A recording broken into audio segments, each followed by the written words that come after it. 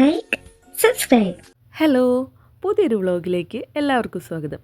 ഞാൻ ഇന്ന് വന്നിട്ടുള്ളത് കൊറിയയിൽ തന്നെ ഭയങ്കര ഫേമസ് ആയിട്ടുള്ളൊരു അർബൻ പാർക്കിലേക്കാണ്. അർബൻ പാർക്കുകൾക്ക് കൊറിയയിൽ വളരെയധികം ഇമ്പോർട്ടൻസ് ഉണ്ട്. നിങ്ങൾ ചില ഡ്രാമയിലൊക്കെ കണ്ടിട്ടുണ്ടായിരിക്കും, കൊറിയക്കാർ പൊതുവേ ഭയങ്കര ബിസി ആയിട്ടുള്ള ആൾക്കാരാണ്, ഭയങ്കര വർക്കഹോളിക് ആയിട്ടുള്ള ആൾക്കാരാണ്.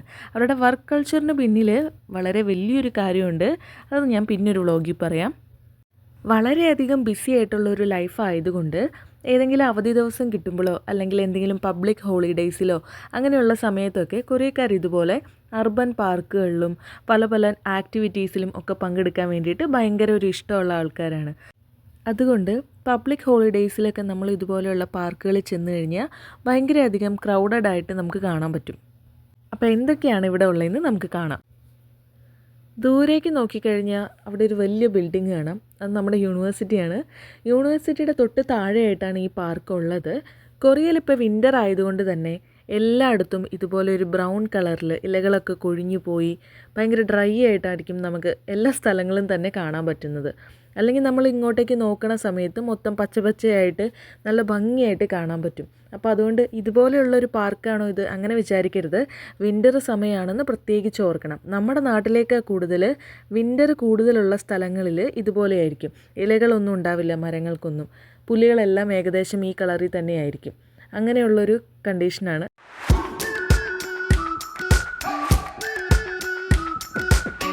ഈ പാർക്കിൻ്റെ പേര് ഞാൻ പറഞ്ഞിട്ടില്ലായിരുന്നു.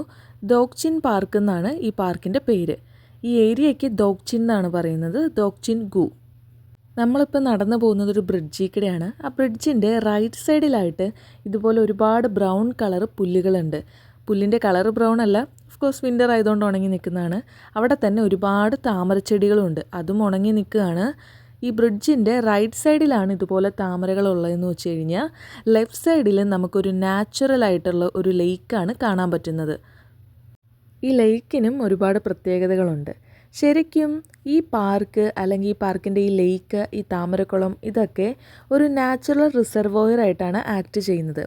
ജോസൻ ഡൈനാസ്റ്റി പീരീഡിൽ, ജോസൻ ഡൈനാസ്റ്റി എന്ന് പറയുമ്പോൾ 1392 മുതൽ 1897 വരെയാണ്. അപ്പോൾ ജോസൻ ഡൈനാസ്റ്റി മുതൽ ഇതൊരു നാച്ചുറൽ റിസർവോയർ ആയിട്ട് ഉപയോഗിച്ചിരുന്നൊരു സ്ഥലമാണ്. നാച്ചുറൽ റിസർവോയർ എന്ന് പറഞ്ഞു കഴിഞ്ഞാൽ മഴ പെയ്യണ സമയത്ത് വെള്ളമെല്ലാം കളക്ട് ചെയ്ത് വെക്കുന്ന ഒരു ഏരിയയാണ്. അന്ന് അവർ വെള്ളം കളക്ട് ചെയ്ത് വെച്ചത് കൃഷി ആവശ്യങ്ങൾക്ക് വേണ്ടിയിട്ടായിരുന്നു. എന്നാൽ ഇപ്പോൾ എന്തിനാണ് ഇത് ഉപയോഗിക്കുന്നതെന്ന് വെച്ച് കഴിഞ്ഞാൽ മഴ സമയത്ത് ഈ നഗരത്തിലെ ഒട്ടുമിക്ക പ്രദേശങ്ങളിൽ നിന്നും മഴവെള്ളത്തിന് ഫോം വാട്ടർ എന്നാണ് പറയുന്നത്.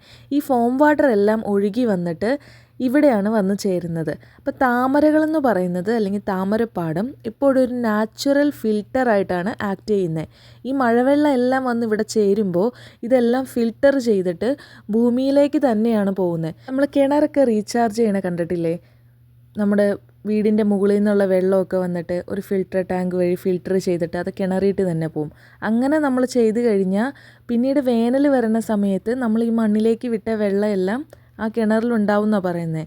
അതുപോലെ തന്നെ വെള്ളത്തിന് ഒരുപാട് ക്ഷാമം ഇല്ലാതിരിക്കാൻ വേണ്ടിയിട്ട് ഒരു വാട്ടർ മാനേജ്മെൻറ്റ് സിസ്റ്റം പോലെയാണ് ഈ പാർക്ക് ആക്ട് ചെയ്യുന്നത്.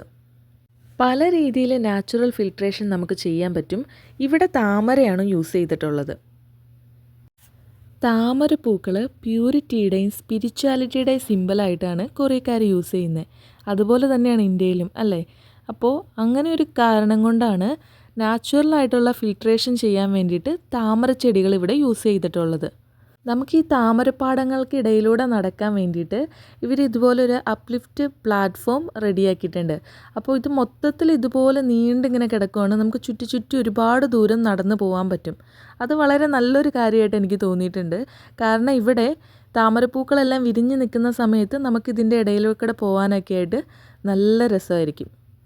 വിൻ്റർ സമയം ആയതുകൊണ്ട് വെള്ളം ഇതുപോലെ ഐസായിട്ട് നിൽക്കുന്നത് നമുക്ക് പല സ്ഥലത്തും കാണാൻ പറ്റും.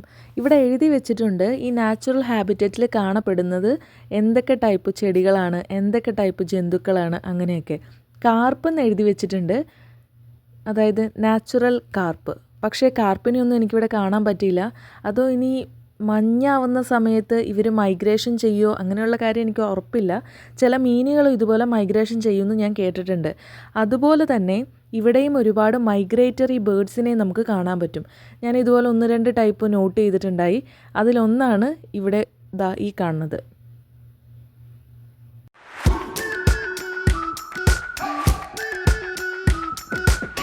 We've been waiting for so long. We've been waiting for this time to begin. We ain't getting any older. I kinda feel a little younger. ഇപ്പോൾ ഇവിടെ ഒരു ടീമിനെ കാണുന്നുണ്ടോ? ഇവരെ ഞാൻ ആദ്യം വന്നപ്പോഴും കണ്ടിട്ടുണ്ടായിരുന്നു. അന്ന് ഇവർ വെള്ളത്തിലായിരുന്നു ഉണ്ടായിരുന്നത്. അപ്പോൾ എന്നെ കണ്ടപ്പോൾ അവർ നീങ്ങി അങ്ങോട്ടേക്ക് പോയി. ഇപ്പോൾ ഇവിടെ അടുത്ത് കാണാൻ പറ്റിയിട്ടുണ്ട്. ഇതിൻ്റെ ഇടയ്ക്കിടെ മീനെയൊക്കെ പിടിച്ച് തിന്നുകൊണ്ട് കിടക്കുകയാണ്. മീനുണ്ടോയെന്ന് അറിയില്ല, ചെറിയ എന്തെങ്കിലും ഇൻസെക്റ്റുകളൊക്കെ ഉണ്ടായിരിക്കും, അതിനെയൊക്കെ കഴിച്ചുകൊണ്ട് കിടക്കുകയാണ്. ഇവരൊരു ചെറിയ വൈൽഡ് ഡക്കിൻ്റെ ഫാമിലിയിൽ പെട്ടവരാണ്. വൈൽഡ് ചിക്ക് എന്നാണ് ഇവിടെ പറയുന്നത്. അവരുടെ ഫാമിലിയിൽപ്പെട്ട ചെറിയ ടൈപ്പ് താറാവാണ്. എനിക്കിത് കണ്ടപ്പോൾ മൈഗ്രേഷൻ അനിമേഷൻ സിനിമ ഓർമ്മ വന്നു. എനിക്ക് അനിമേഷൻ സിനിമയൊക്കെ ഭയങ്കര ഇഷ്ടമാണ്. അപ്പോൾ മൈഗ്രേഷൻ ഇതുപോലെ എല്ലാവർക്കും കണ്ടിരിക്കാൻ പറ്റിയൊരു സിനിമയാണ്. കണ്ടിട്ടില്ലാത്തവരൊക്കെ പോയി കാണണം. ഇതിൽ ഞാൻ നോട്ട് ചെയ്ത കാര്യം എന്താണെന്ന് വെച്ച് കഴിഞ്ഞാൽ 1-2 എണ്ണമാണ് മച്യൂർ ആയിട്ടുള്ളത്. ബാക്കിയെല്ലാം ചെറിയ കുട്ടികളാണ്. പക്ഷേ ഇവർക്ക് എല്ലാവർക്കും ഒരേ സൈസാണ്. ഇവിടെ ഒരു റെസ്റ്റിംഗ് പ്ലേസ് ഉണ്ട്. റെസ്റ്റിംഗ് പ്ലേസും ഹനോക്കായിട്ട് തന്നെയാണ് ചെയ്തിട്ടുള്ളത്. ജൊഞ്ചു ഇവരുടെ കൾച്ചറൽ ക്യാപിറ്റൽ ഹെഡാണ് കൊറിയയുടെ. അതുകൊണ്ട് തന്നെ ഇവർ traditional architecture, traditional food, traditional ആയിട്ടുള്ള എല്ലാ കാര്യങ്ങളും അതിനൊക്കെ ഒരുപാട് ഇമ്പോർട്ടൻസ് കൊടുത്തിട്ടുണ്ട്. അപ്പോൾ ഇരിക്കുന്ന സ്ഥലം വരെ അവർ ഹനോക്ക് രീതിയിലാണ് ചെയ്തിട്ടുള്ളത്. കൺസ്ട്രക്ഷനൊക്കെ നടക്കുകയാണ് ഇവിടെ. അതുകൊണ്ട് അതിൻ്റെ മെഷീനറി കാര്യങ്ങളൊക്കെ ഇവിടെ അടുത്ത് തന്നെയുണ്ട്. ഇതിവിടുത്തെ വേറൊരു പ്രത്യേകതയാണ്. ഇതൊരു ആർട്ടിഫിഷ്യൽ വാട്ടർഫോളാണ്. ബ്യോക്ചിൻ വാട്ടർഫോൾ എന്നാണ് ഇതിൻ്റെ പേര്. ഇവിടെ എഴുതി വെച്ചിട്ടുണ്ട് ഇത് 1997 കൺസ്ട്രക്ട് ചെയ്തതാണ്. വെള്ളം പമ്പ് ചെയ്തിട്ടാണ് വാട്ടർഫോൾ ഉണ്ടാക്കിയിട്ടുള്ളത്. ആ വെള്ളം ഒഴുകി ഇതേപോലെ തന്നെ ഈ ലേക്കിലേക്ക് എത്തുന്ന പോലെ ഒരു സെറ്റപ്പ് ചെയ്തിട്ടുണ്ട്. ഞാനിവിടെ കുറച്ച് ദിവസം മുൻപ് വന്നപ്പോൾ വരെ വളരെ തണുപ്പായതുകൊണ്ട് മുകളിൽ നിന്ന് വെള്ളം വീഴുന്നുണ്ടായിരുന്നില്ല. കുറച്ച് വെള്ളം എല്ലാം അവിടെ ഐസായിട്ട് നിൽക്കുന്നുണ്ടായിരുന്നു. ഇന്നിപ്പോൾ കുറച്ച് വെള്ളം വീഴുന്നുണ്ട്. അടിയിൽ ഇതുപോലെ ഒരുപാട് പായലൊക്കെ ആയിട്ട് ഒരു ചെറിയൊരു വാട്ടർ കെട്ടി നിൽക്കുന്ന ഒരു ഏരിയ ഉണ്ട്. അതിനകത്ത് ഗോൾഡ് ഫിഷും കാർപ്പും ഉണ്ടെന്ന് അവിടെ എഴുതി വെച്ചിട്ടുണ്ട്. പക്ഷേ ഞാൻ ഒന്നുപോലും കണ്ടില്ല. ഇനി അതിൻ്റെ ഉള്ളിലുണ്ടോ അതോ ഈ തണുത്ത സമയത്ത് അതവിടെ ഇല്ലേ? പിന്നെ ഇതുപോലെ ഒരുപാട് ബേർഡ്സും അതിൻ്റെ മുകളിൽ നിന്ന് ഒച്ചയൊക്കെ വെക്കുന്നുണ്ട്. അപ്പോൾ മീനെയൊക്കെ ആരെങ്കിലും പിടിച്ചുകൊണ്ട് പോയിട്ടുണ്ടോ, കൊക്ക് പോലത്തെ എന്തെങ്കിലുമൊക്കെ, അതും അറിയില്ല. ഒരുപാട് ഞാൻ അവിടെ കണ്ടില്ലായിരുന്നു. കുട്ടികൾക്ക് കളിക്കാൻ വേണ്ടിയിട്ട് ഇവിടെ വലിയൊരു പ്ലേ ഏരിയ തന്നെ സെറ്റ് ചെയ്തിട്ടുണ്ട്.